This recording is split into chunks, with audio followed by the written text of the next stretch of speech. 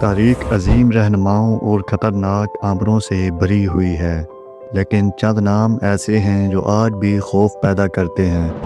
اڈولف Hitler ایک ایسا شخص جو سفر سے اٹھا اور دنیا کے خوفناک ترین حکمرانوں میں شامل ہو گیا، لیکن اس نے اتنی طاقت کیسے حاصل کی؟ نازی نظریہ جرمنی میں کیسے پھیلا؟ یہ ہے ہٹلر اور نازی ازم کے عروج کی تاریخ کی حقیقت۔ ہٹلر 1899 میں آسٹریلیا میں پیدا ہوا۔ اس کا بچپن مسائل سے بھرا ہوا تھا۔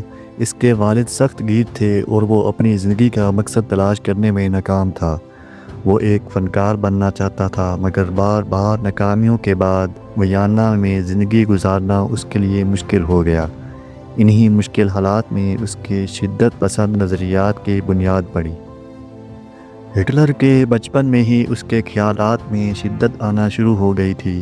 وہ ہمیشہ ایک عظیم شخصیت بننے کا خواہش مند تھا، مگر راستہ تلاش نہیں کر رہا تھا۔ جب اسے ویانا کے آرٹ اسکول میں داخلہ نہ ملا تو وہ اور زیادہ مایوس ہو گیا۔ اسی دوران وہ ایسی کتابیں پڑھنے لگا جو قوم پرستی اور سازشی نظریات پر مبنی تھیں، جنہوں نے اس کے ذہن پر گہرا اثر ڈالا۔ جب پہلی جنگ عظیم شروع ہوئی تو ہٹلر کو موقع ملا۔ اس نے جرمن فوج میں شمولیت اختیار کی اور بہادری سے جنگ لڑی، یہاں تک کہ اسے تمغے بھی ملے۔ لیکن 1918 میں جرمنی کی شکست نے اسے توڑ دیا۔ اس کا ماننا تھا کہ جرمنی کو اندرونی طور پر دھوکہ دیا گیا تھا۔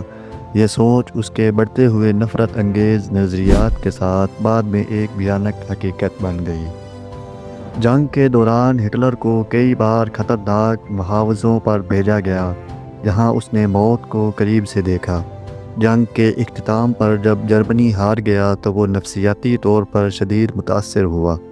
اسے یقین تھا کہ سیاست دانوں اور خاص طور پر یہودیوں نے جرمنی کے ساتھ غداری کی ہے۔ یہی وہ لمحہ تھا جب اس کے نظریات شدت اختیار کر گئے۔ جنگ کے بعد جرمنی بحران کا شکار تھا۔ معیشت برباد، سیاسی عدم استحکام اور بے روزگاری عام تھی۔ اس افراتفری میں ہٹلر نے اپنی جگہ بنائی۔ اس نے جرمن ورکرز پارٹی میں شمولیت اختیار کی اور جلد ہی اسے نازی پارٹی میں تبدیل کر دیا۔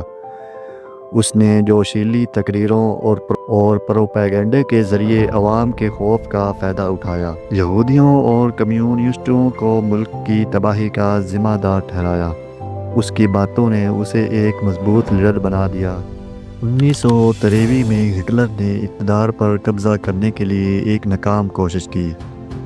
وہ گرفتار ہوا اور اسے جیل بھیج دیا گیا، جہاں اس نے اپنی کتاب لکھی۔ اس کتاب نے اس نے اپنی تمام جدوجہد، سیاسی نظریات اور مستقبل کے عزائم کا ذکر کیا۔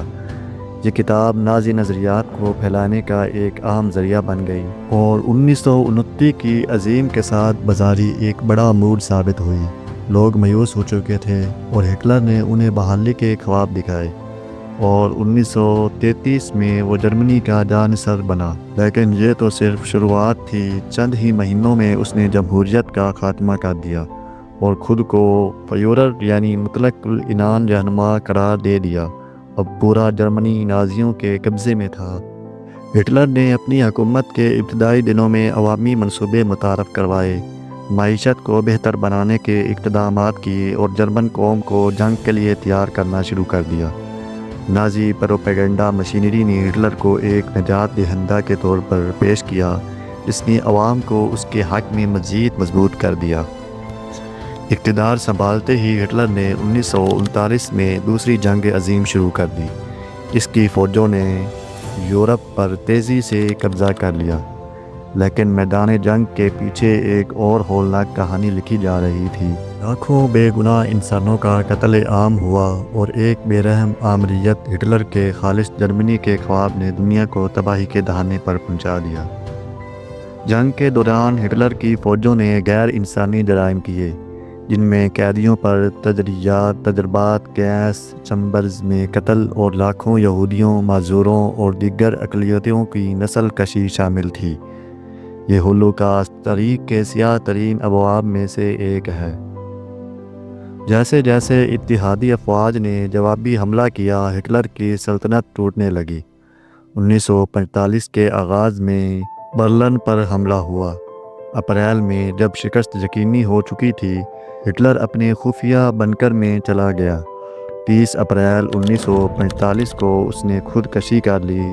وہ شخص جس نے ایک پورے ملک کو اپنی مٹھی میں جکڑ لیا تھا اب ہمیشہ کے لیے ختم ہو چکا تھا، مگر اس کی آمریت کے زخم آج بھی باقی ہیں۔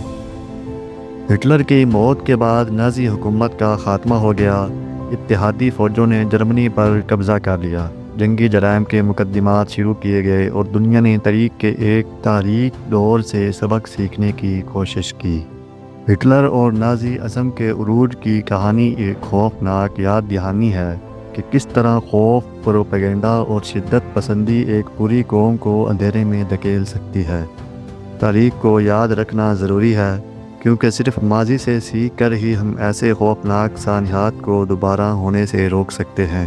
تو ملتے ہیں اگلی ویڈیو میں۔ اگر ویڈیو اچھی لگی ہو تو چینل کو سبسکرائب کریں تاکہ ہر آنے والی ویڈیو آپ تک پہنچ سکے۔